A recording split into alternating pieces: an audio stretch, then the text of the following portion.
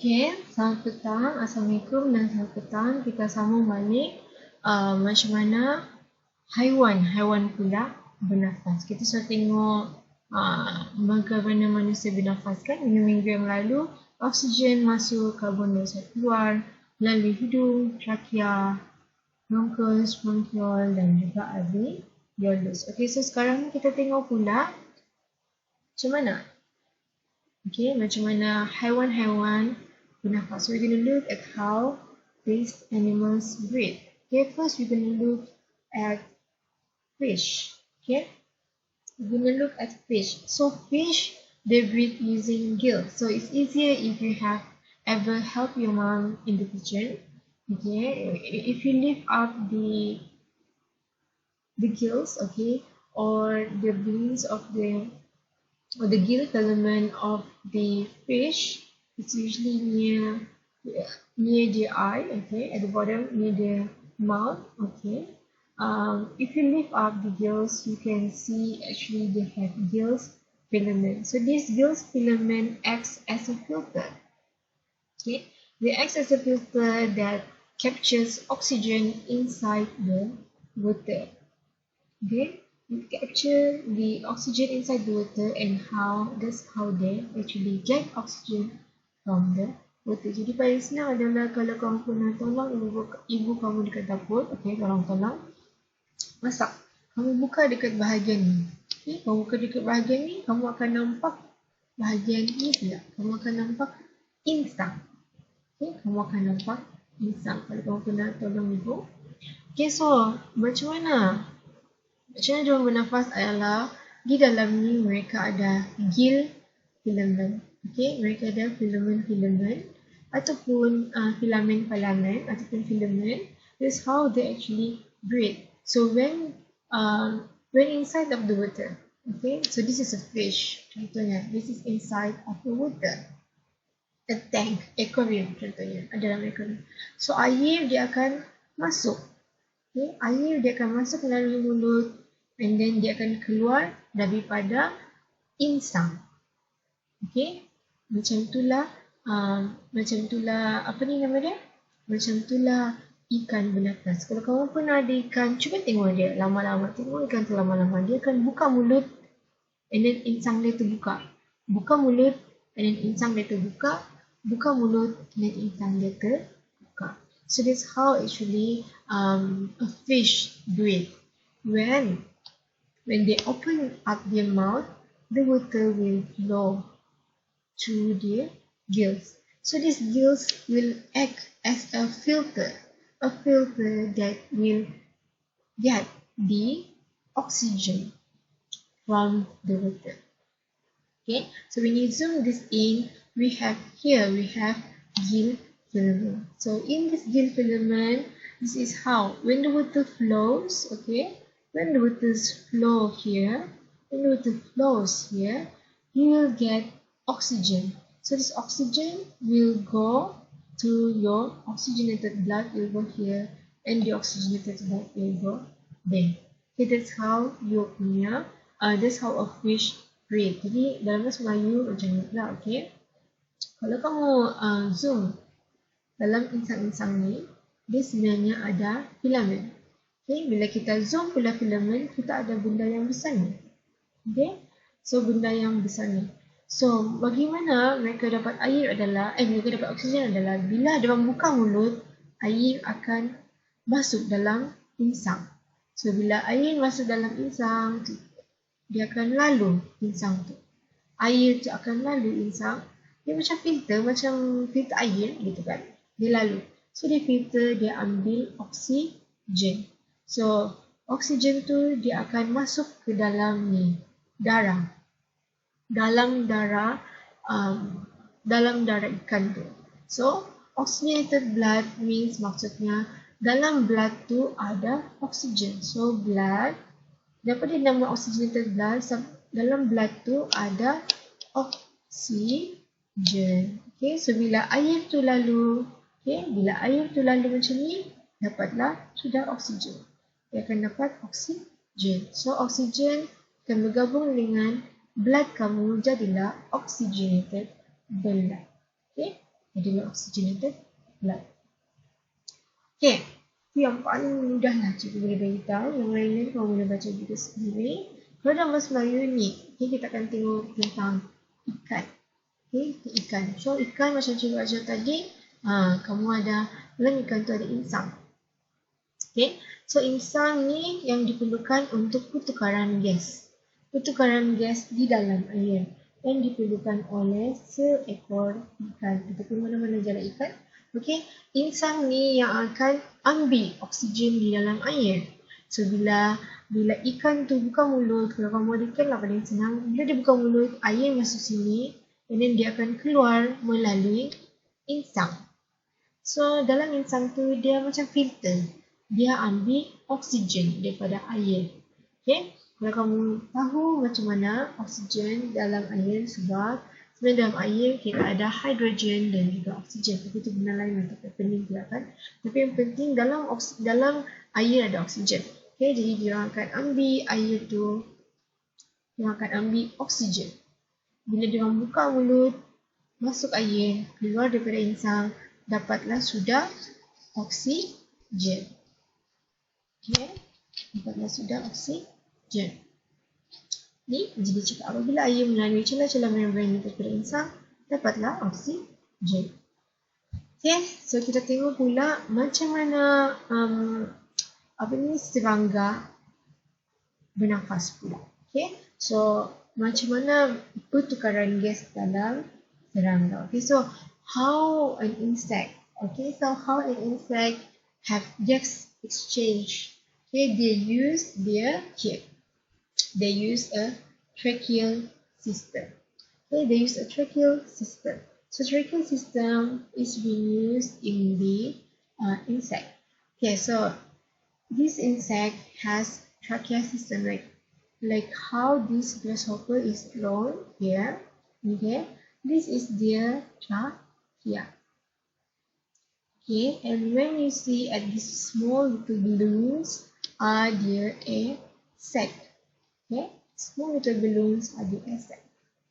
Okay, so how they actually breathe, okay, how they actually exchange of oxygen is when you can see here how. Okay, I'm going to just draw.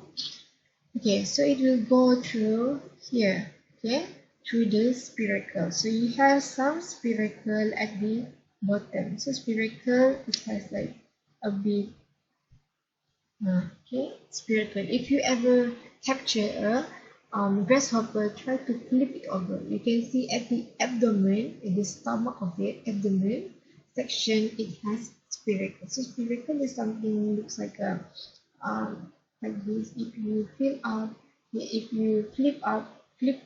the other way around of the grasshopper. Okay, so the A dissolve in the liquid at the end of tracheal. So if I zoom in here, okay, one of it, if you zoom in here, we have the spiracle. They also have trachea and tracheoles.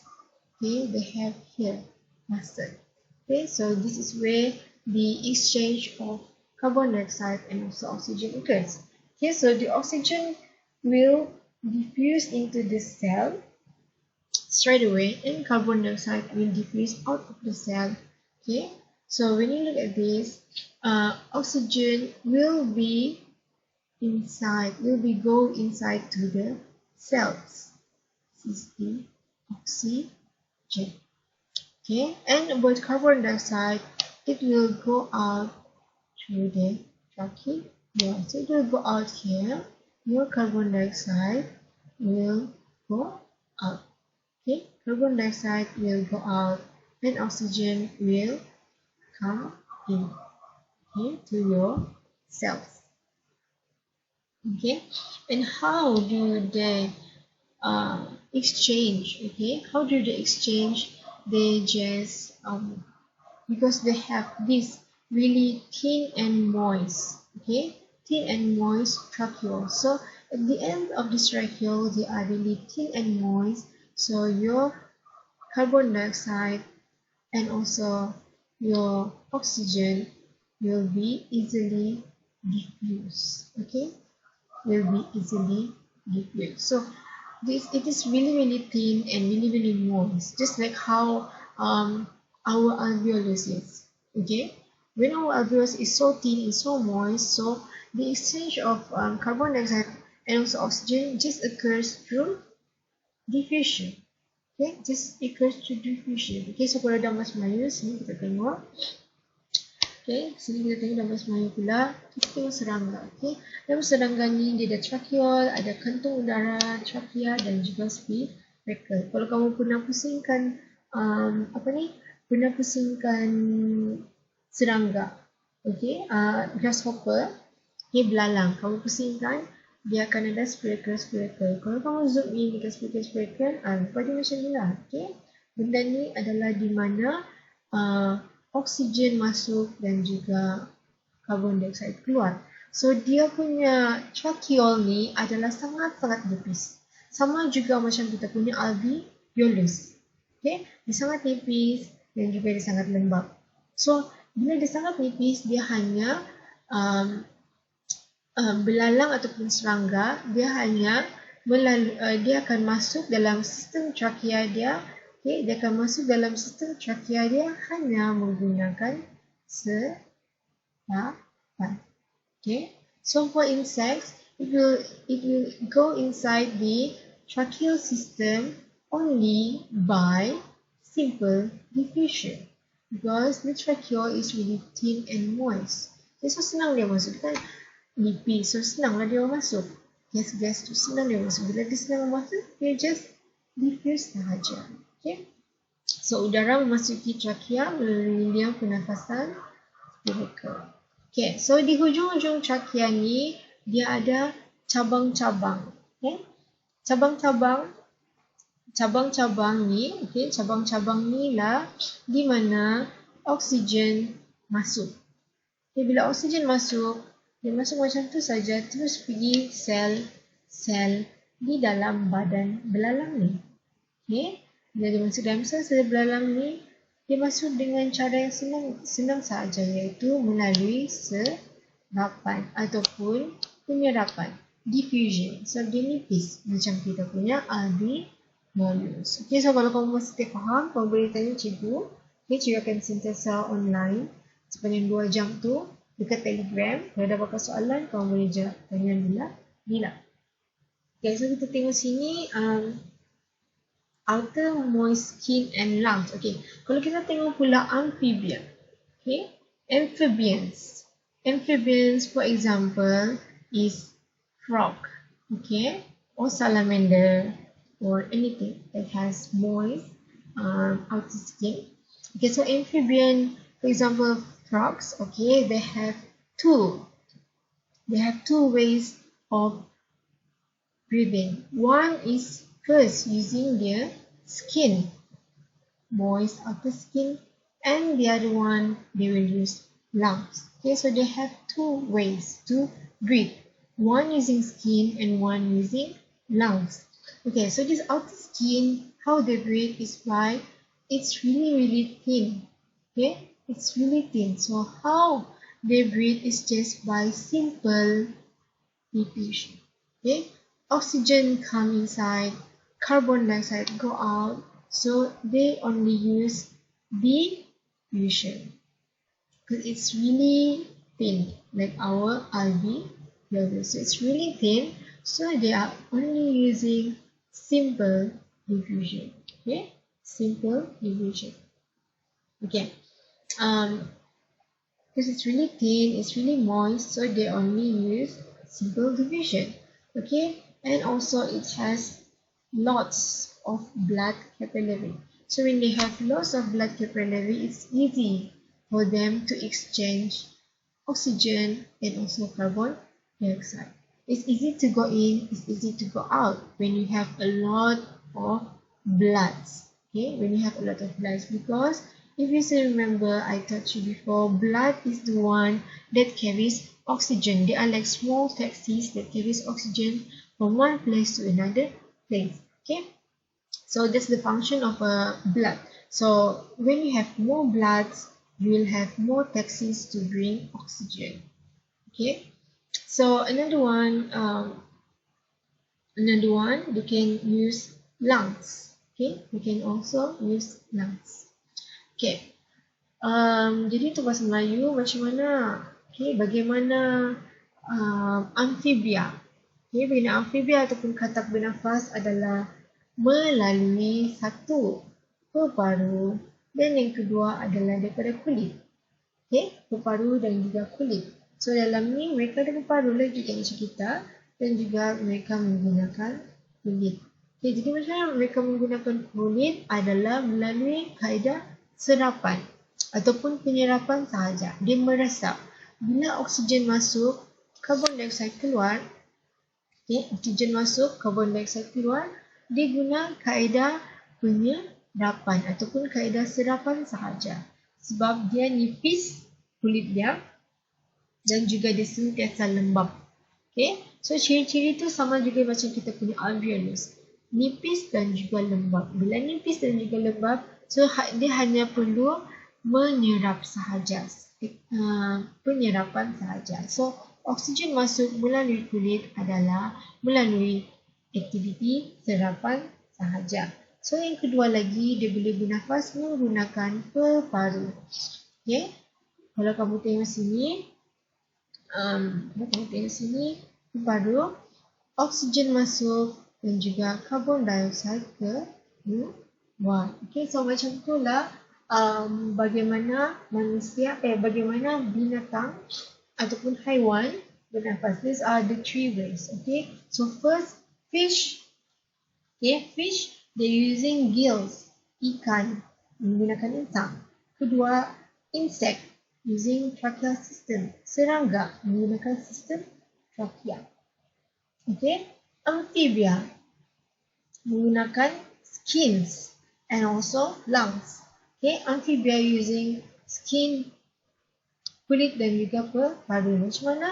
Ini adalah melalui aktiviti serapan ataupun penyerapan. Okay, diffusion. It's really easy because it's really thin.